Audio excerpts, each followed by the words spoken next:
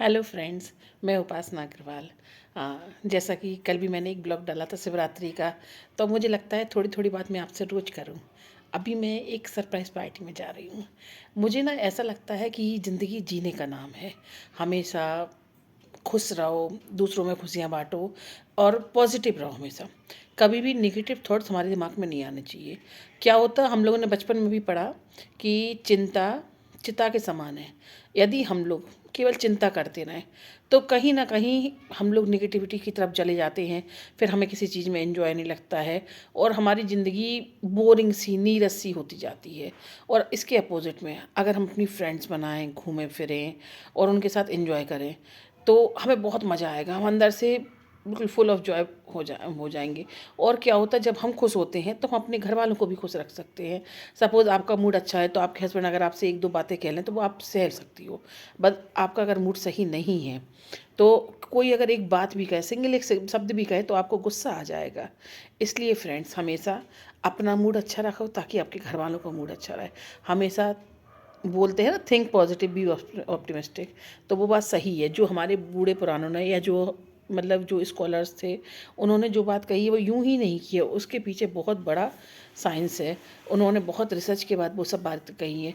क्योंकि कोई ऐसे ही बात नहीं किया जाता, ना कोई ऐसे ही सक्सेस होता है। जब उनकी बातें समझ में आती हैं लोगों को, वो अपने डेली रूटीन के उसमें अपनाते हैं, उन्हें कुछ फ़ायदा नज़र आता है, तभी सारी बातें सक्सेस होती हैं, सही होती हैं। क्योंकि कामयाबी किसी को एक दिन में नहीं मिल जाती।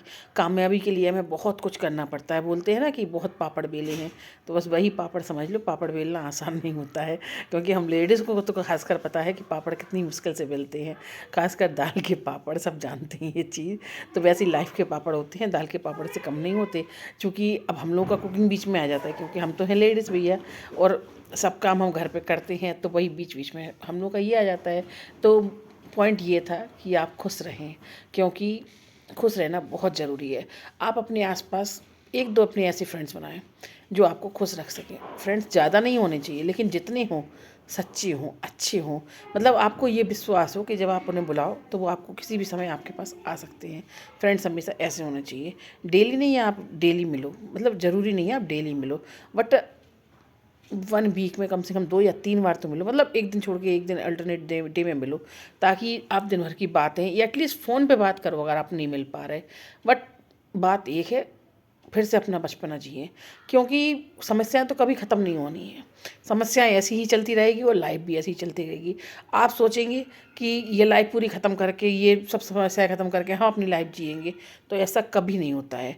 और हाँ, कुछ देर भगवान के साथ भी बिताएं। मीन्स कोई पास के मंदिर चले जाएं, कहीं चले जाएं, क्योंकि कभी जब आपका मन बहुत डिस्टर्ब होता है तो भगवान के पास भी कुछ नहीं करो, ऐसे ही बैठ जाओ, बस बहुत शांति मिलती है।